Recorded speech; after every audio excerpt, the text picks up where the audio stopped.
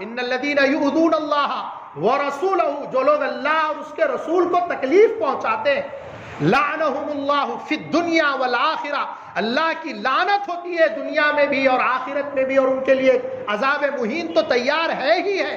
اسی وجہ سے آج پوری دنیا میں یہ لوگ ملعون ہو رہے ہیں، معتوب ہو رہے ہیں، اور کیوں نہیں ہوں گے، اس سے زیادہ ذلیل ہوں گے، اس لیے کہ انہوں نے اس ہستی کی شان میں گستاخی کی ہے جن کے وجود سے اس کائنات کی رنگ و بو ہے، اس کائنات کا وجود ہے۔ اگر آپ نہ ہوتے تو یہ دنیا کا وجود ہی نہیں ہوتا۔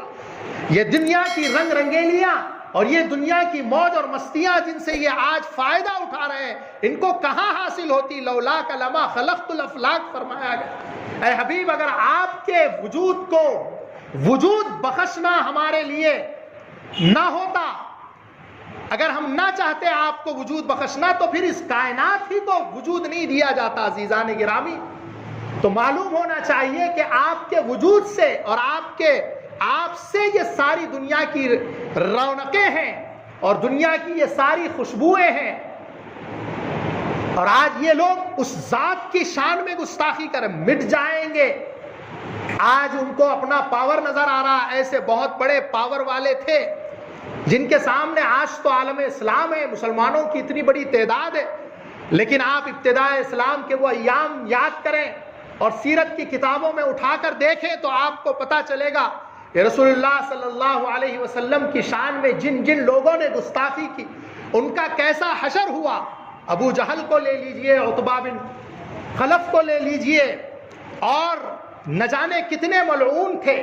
بعض کے بارے میں تو قرآن کی آیتیں نازل ہوئی، حماز مشاء بنمیم، قرآن کا ایک پوری سورہ مدثر آپ اٹھا کر پڑھیں، اگر اس کا ترجمہ پڑھیں تو آپ کے شان میں رسول اللہ صلی اللہ علیہ وسلم کی شان اقدس میں جس ملعون نے، جس گستاخ نے گستاخانہ کلمات کہے تھے، تو قرآن اس کی حقیقت کو بیان کرتے ہوئے نازل ہوا۔ اس کے بارے میں یہ آیا کہ وہ ولد الزنا ہے، حرام زادہ ہے۔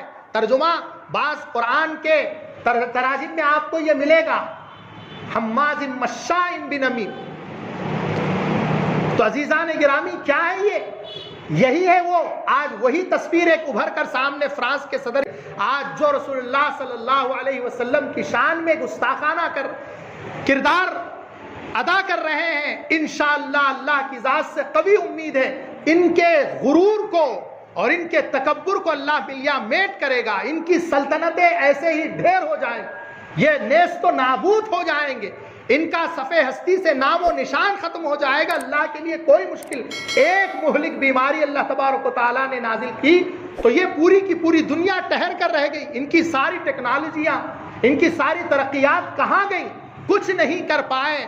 قدرت کے آگے سب ڈھیر ہے۔ عزیزان گرامی، اللہ تبارک و تعالیٰ اس ذریعے سے متنبہ کرنا چاہتے ہیں ہمارے مسلمانوں کو کہ ہمارے اندر یہ جو محبت ڈالی گئی اس کو جگا کر رکھنا ہے، اور اس محبت کا تقاضا یہ ہے کہ ہم رسول اللہ صلی اللہ علیہ وسلم کی اطاعت اور فرما برداری میں احتجاج ہمارا ہو، لیکن منظم ہو، سلیقے سے ہو۔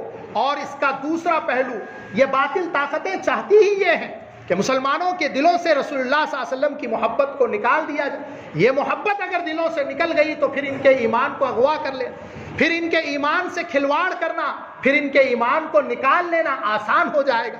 اس لیے اس محبت کو بچا کر رکھنا، اس کو سلامتی کے ساتھ محفوظ اپنے دلوں میں رکھنا، یہ ہر مومن کی ذمہ داری ہے۔ اور ان واقعات کا دوسرا پہلو یہ ہے کہ مسلمانوں کو یہ ایسے مسائل میں الجھانا چاہتے، ان کی ساری مسلمانوں کی توانائی اور ان کی ساری قوتیں احتجاجات میں، روڈوں پر، سڑکوں پر ختم ہو جائیں، یہ عملی میدان میں پیچھے رہ جائیں۔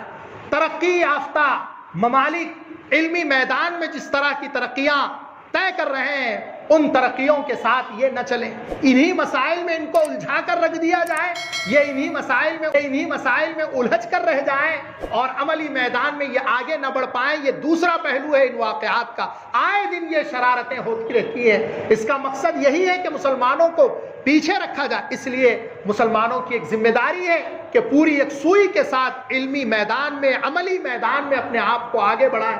ابھی جو حالات پڑھنے میں آ رہے ہیں اس سے یہ نظر آ رہا ہے کہ مسلمان الحمدللہ علمی میدان میں تھوڑا آگے بڑھتا ہوا نظر، تحقیقی میدان میں، ٹیکنالوجی کے میدان میں، بڑی بڑی یونیورسٹیوں میں، بڑے بڑے ملکوں کے اندر جا کر مسلمان بچے اپنا نام، اپنا لوہا منوا رہے ہیں، تو کس طرح سے ان کو پیچھے کیا جائے، ان کو ڈسٹرب کیا جائے، ان کو ایک الجھن میں ڈال دیا جائے، یہ منشا ہے، اس کو بھی سمجھنے کی ضرورت ہے۔ اور یہاں پر ہمارے اوپر ایک بڑی ذمہ داری یہ بھی عائد ہوتی ہے کہ سیرت کا مطالعہ کریں، رسول اللہ صلی اللہ علیہ وسلم کی زندگی کے ان احوال کو ہم پڑھیں جن میں آپ نے جو ہے نا لوگوں کے درمیان میں جا کر اخلاق کا مظاہرہ